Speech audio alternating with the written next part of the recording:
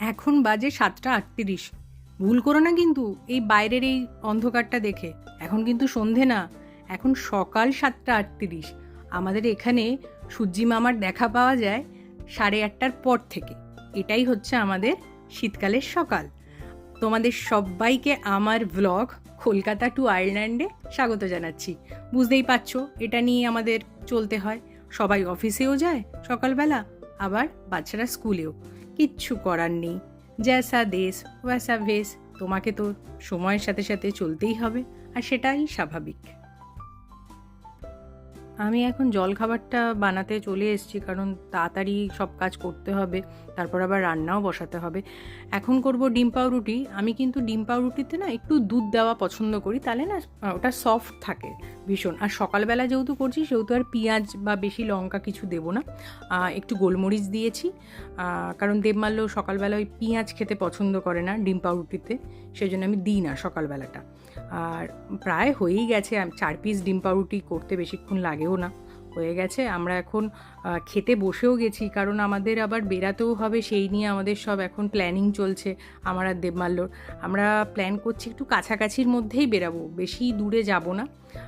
দেখি কোথায় যাই, তোমরা তো দেখতেই পাবে কোথায় যাব। চটপট মানে আমি সেটাই দেবমাল্যকে বলছি, তাড়াতাড়ি খেয়ে নাও, অনেক কাজ বাকি, যেতে হবে। আমাদের এখানে কিন্তু এরকম ফ্রোজেন কচু পাওয়া যায়। আমি আসলে এটা দিয়ে করব হচ্ছে মুসুর ডাল। তো আমার এটা দিয়ে ডাল খেতে খুব ভাল লাগে, আবার আমি বাটাও করি। তো এটা দিয়ে আজকে আমি বানাবো হচ্ছে মুসুর ডাল। আর এখানে কিন্তু এই কচুগুলো না এরকমভাবে কিউব করে কাটার মানে করাই থাকে, তো তোমার কোনো চাপ হয় না, খুব তাড়াতাড়ি ব্যাপারটা হয়ে যায় রান্না করা। তো আমি এখন এই একসাথে এটাকে প্রেশারে সেদ্ধ করতে বসাবো। 3টে হুইসেল দিলে অল ডান। মানে এমনও না যে তুমি 3টে দিলে ওটা পুরো গলে বেরিয়ে যাবে, সেটা না, পুরো ঠিকঠাক থাকবে। 3টে সিটি অল ডান। তেল গরম হয়ে গেলে ফোড়ন দিয়ে ডালটা ছেড়ে দিতে হবে। আর এই কচুর ডালে একটা মনে রাখতে হবে একটা জিনিস, বেশি না পাতলা করলে ভালো লাগবে না, একটু ঘন ঘন হলে ভালো লাগে। আবার খুব বেশি ঘনও না, খুব বেশি পাতলা না, একটা মিডিয়াম জায়গায় রাখতে হবে কিন্তু। আর আমি শুকনো লঙ্কা ফোড়ন দিই, যেহেতু আজকে আমি ওই ডাল সেদ্ধর সময় কাঁচা লঙ্কা দিয়ে দিয়েছিলাম, তাই আর শুকনো লঙ্কা ফোড়নে দিইনি। ডালটা প্রায় হয়ে গেছে আমার এখন। এইবার চটপট করে নেব হচ্ছে ডিম কষা। ডিম কষা হয়ে গেলেই আর কিছু করার নেই, কারণ আজকে ডাল আর ডিম কষা এটাই হচ্ছে মেনু। ডিম কষা আজকে আমি রসুন ব্যবহার করিনি, খালি টমেটো আদা লঙ্কা পেস্ট করেই করেছি, আর গরম মশলা। এখানে কিন্তু আমাদের যে ডিমটা আমরা ব্যবহার করেছি এটা কিন্তু আমি এক্সেল সাইজ করেছি। আমি জানি না হয়তো ভিডিওতে বোঝা যাচ্ছে কি না, হয়তো ছোটও দেখাতে পারে, কিন্তু ওটা কিন্তু এক্সেল সাইজ, বেশ ভালো বড় সাইজ কিন্তু।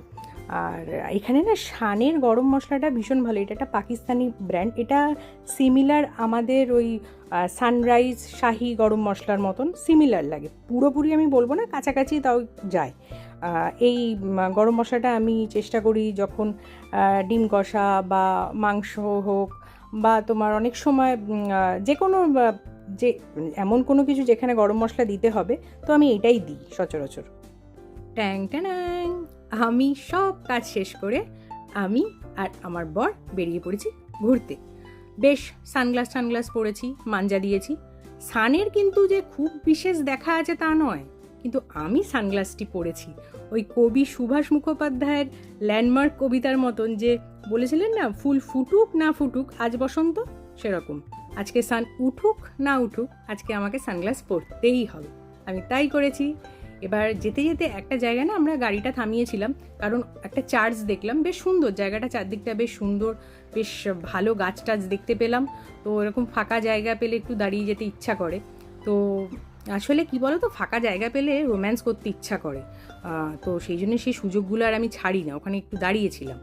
দাঁড়িয়ে আমরা একটু হাঁটাহাঁটি করলাম, আর প্রচণ্ড ঠান্ডা লাগছিল, মানে ভেবেছিলাম যতক্ষণ দাঁড়াবো অতক্ষণ মোটেও দাঁড়াতে পারিনি। তারপরে হেঁটে এগিয়ে গেলাম, ঠিক আমি যেখানে গাড়িটা দাঁড় করিয়েছিলাম তার অপোজিট ফুটেই হচ্ছে ওই চার্চটা ছিল। চার্চটা বেশ ভালোই দেখলাম।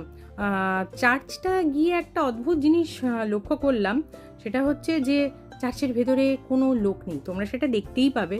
মানে আমি আর দেবমাল্য ছাড়া চার্চের মধ্যে আর কেউ নেই। তো এখানে কিন্তু তুমি লোক সংখ্যা মানে এটা মানে কি আর বলবো, মানে এটা অভিজ্ঞতা হয়, মানে যখন হয়তো তুমি বেড়াচ্ছ হয়তো দেখলে কেউই নেই, রাস্তাটা পুরোই ফাঁকা, বা কোনো জায়গায় গেলে পুরোই ফাঁকা, এইটা কিন্তু এখানে সচরাচর হয়। আর শীতকালে এটা বেশি হয়, কারণ শীতকালে প্রচণ্ড ঠান্ডা পড়তে থাকে আর এরা খুব একটা বেশি প্রেফার করে না ওই বেড়াতে। তো একদমই পুরো ফাঁকা চার্চ ছিল, আর মনে হয় আমরা দুপুরবেলার দিকে গেছি তো তার জন্য হলেও হতে পারে, পুরো ফাঁকা ছিল। তো মনে হচ্ছিলো যে এটা আমারই যেন পূর্বপুরুষ আমার জন্য এই চার্চটা করে দিয়ে গেছে, একদম পুরো ফাঁকা, এটা আমার নিজের চার্চ, এরকম একটা মনে হচ্ছিল আমার। যাই হোক, আমি একটু মজা করে ফেলছি, কিছু মনে করো না। বেশ সুন্দরভাবে সাজিয়েছিল কিন্তু চার্চটা। আমি একটু এখানে ঠাকুরকে ডেকে নিচ্ছি, ঠাকুর নতুন বছর আসছে, আমার বর যেন আমাকে আরও বেশি বেশি করে নতুন নতুন জায়গায় ঘুরতে নিয়ে যায়। আর আমার বড় ঠাকুর কাছে ডেকেছে, কিন্তু আমার মনে হচ্ছে ও ডেকেছে ঠাকুর যেন নেক্সট ইয়ার আমার কাছে বেশি যেন ভালো টাকা পয়সা হয়, একটু বেশি তাড়াতাড়ি ইনক্রিমেন্টগুলো হয়, এগুলোই মনে হয় ও ডেকেছে। যা হয়, ছেলেরা টাকা চায়, মেয়েরা অন্য কিছু চায়, সেটাই মানে দুজনেই তাই করেছি আর কি। তারপরে আমরা এগিয়ে যাচ্ছি কাউন্টি মিথের দিকে। কাউন্টি মিথ কিন্তু খুব সুন্দর জায়গা। তো আমরা কিন্তু কোনো নির্দিষ্ট কোনো জায়গায় যাইনি, জাস্ট আমাদের ইচ্ছা ছিল আজকে যে এরকম যাব, কোথাও যদি ভালো লাগে তো সেখানে একটু দাঁড়াবো। তো এখানে না একটা ছোট্ট একটা নদী চলে যাচ্ছে, নদীটা এত সুন্দর, মানে জায়গাটা এত ভালো। এই নদীর পাশে না একটা এরকম সরু, মানে আমরা যেটাকে আল বলি সেরকম একটা সরু রাস্তা, এরাই এইগুলোকে ট্রেল ওয়াক বলে। তো সরু একটা রাস্তা, ওখানে ওরা না দেখছি ওদের পেটসগুলোকে নিয়ে অনেকে সব বেরিয়েছে আর কি ঘুরতে টুরতে। তো কিন্তু আমরা যখন গেছি তখন বেশ ফাঁকাই ছিল, কিন্তু ওখানে লেখা ছিল যে এটা পেটস নিয়ে যাওয়ার আর কি জায়গাটা আর কি। তো আমি একটু ঘুরে ঘুরে দেখছিলাম, আর প্রচণ্ড হাওয়া দিচ্ছিল। যেদিনই একটু ক্লিয়ার স্কাই থাকে বা একটু সূর্য ওঠে শীতকালে, সেদিন প্রচণ্ড ঠান্ডা, মানে আর হাওয়াটা চললে না খুব ওয়াটারি নোজ হয়ে যায়, মানে তোমার নাক থেকে ক্রমাগত জল পড়তে থাকবে, এই একটা। আর মাথা কিন্তু যদি ওই টুপিটা খুলে গেছে তাহলে মাথা ভার হয়ে যায় ঠান্ডা লেগে। এই সময় আমি একটু ওই কেত মারতে গিয়ে আমার টুপিটা নেমে গেছিলো, যথারীতি আমার মাথাটা ভার করেছে পরে।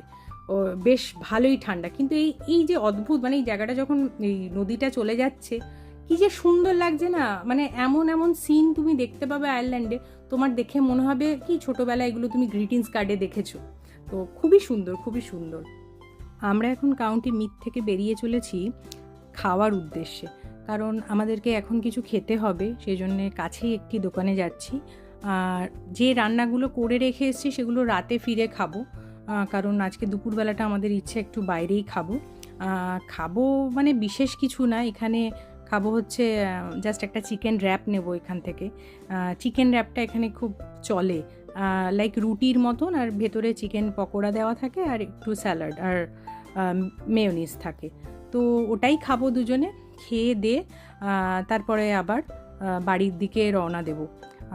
বাড়িতে গিয়ে তারপরে রাত্রিবেলা একটু রেস্ট নিয়ে রাত্রিবেলা খাবো। এখন প্রায় সূর্য ডুবি। হ্যাঁ, এই যে এই সময়টা না, একটা গানের লাইন বারবার মনে পড়ছে। অবশ্য আমি খুব বাজে গান গাই, সেজন্য আমি গানটা গাইবও না। তোমরা হয়তো সবাই জানো, হেমন্ত মুখোপাধ্যায়ের গান, খুব মানে ফেমাস গান। সূর্য ডোবার পালা আসে যদি আসুক ব্যস্ত, গোধূলি রঙে হবে এ ধরনী স্বপ্নের ব্যস্ত। সেইটাই মনে পড়ছে আমার। মনে হচ্ছে যে এই গানগুলো মানে এই রাস্তাটা দিয়ে যেতে যেতে না একদম এই সিনটার সাথে পুরো অ্যাপ্রোপ্রিয়েট।